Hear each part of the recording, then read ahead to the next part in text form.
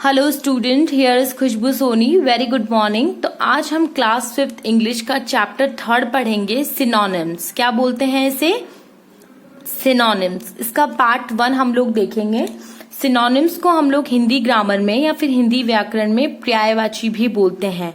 आपने नाम सुना होगा। तो सबसे पहले हम सिनोनिम्स की डेफिनेशन देखेंगे ताकि जो चीज है वो हमें क्लियर हो सके, और फिर हम इसके कुछ ऐसे एग्जांपल्स देखेंगे जिससे आपको सारी चीजें अच्छे से समझ में आ जाएंगे।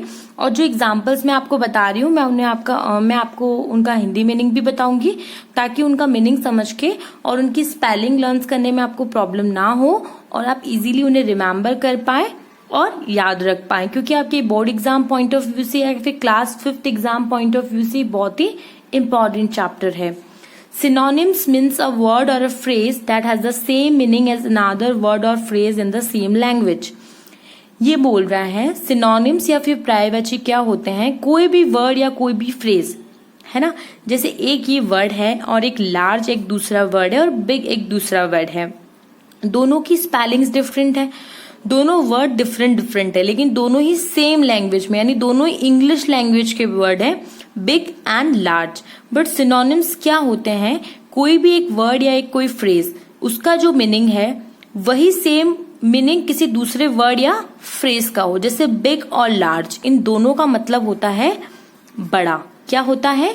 बड़ा। चाहे मैं बिग बोलूं चाहे लार्ज बोलूं, दोनों का मतलब है बड़ा। यानी कोई भी वर्ड या कोई भी फ्रेज, दो अलग अलग वर्ड या दो से ज्यादा अलग अलग वर्ड्स हों लेकिन उनकी मीनिंग सेम हो, यानी कि डिफरेंट स्पेलिंग्स हो, डिफरेंट वर्ड हो, लेकिन उनके जो मीनिंग्स हैं वो सेम हो। जैसे बिग और लार्ज, यहाँ पे 2 डिफरेंट वर्ड्स हैं, 2 डिफरेंट फ्रेजेस हैं, बट इनका जो मीनिंग है वो सेम है, बड़ा। बिग यानी भी बड़ा और लार्ज यानी भी बड़ा, यानी बिग और लार्ज जो है वो एक दूसरों के सिनोनिम्स हैं। क्या है? Synonyms. So we can say that big and large are synonyms of each other. Big और large जो है वो एक दूसरों के synonyms है, एक दूसरों के पर्यायवाची है। इन दोनों शब्दों का मतलब एक ही है।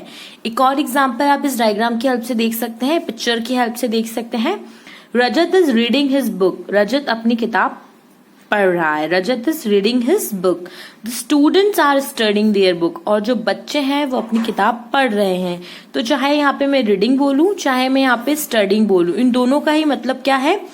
पढ़ना। It means reading and studying both are synonyms of each other. So ये आपको अच्छे से क्लियर हुआ होगा कि what is synonyms. Here reading का मतलब भी पढ़ना ही है और स्टडिंग का मतलब भी पढ़ना ही है। तो ये दोनों वर्ड्स भी एक दूसरों के सिनोनिम्स हैं। Now we see some more examples so things will get very clear in your mind. So let's see here, this are the words और ये उनके कुछ सिनोनिम्स है। Like this piece. पीस यानी भी शांति होता है, एंड क्वाइटनेस मतलब भी जैसे ma'am says in the class keep quiet, right?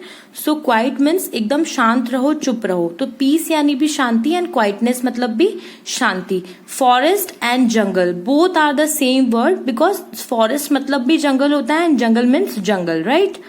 Route यानी रास्ता और वे यानी भी रास्ता। तो रूट या वे दोनों का मीनिंग सेम है। देखिए दोनों वर्ड्स डिफरेंट है लेकिन मीनिंग भी सेम, मीनिंग जो है वो दोनों का सेम है।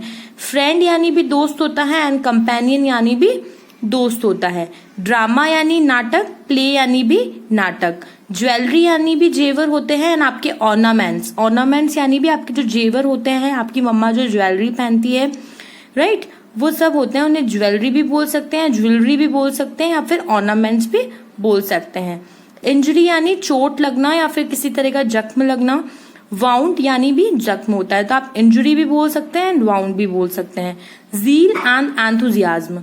जील यानी होता है उत्साह, किसी चीज को करने का बहुत ज्यादा उत्साह, तो जील भी बोल सकते हैं एंड एंथुजियाज्म भी बोल सकते हैं। अटेंटिवली या केयरफुली, दोनों का मतलब होता है सावधानी पूर्वक, किसी चीज को बहुत ही सावधानी से करना, बहुत ही केयरफुली करना, बहुत ही अटेंटिवली करना।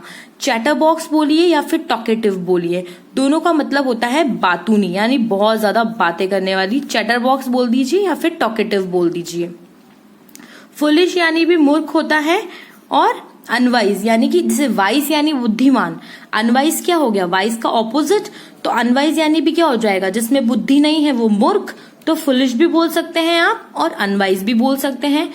रूट यानी भी रास्ता और वे यानी भी रास्ता। और इधर देखिए आप पोज यानी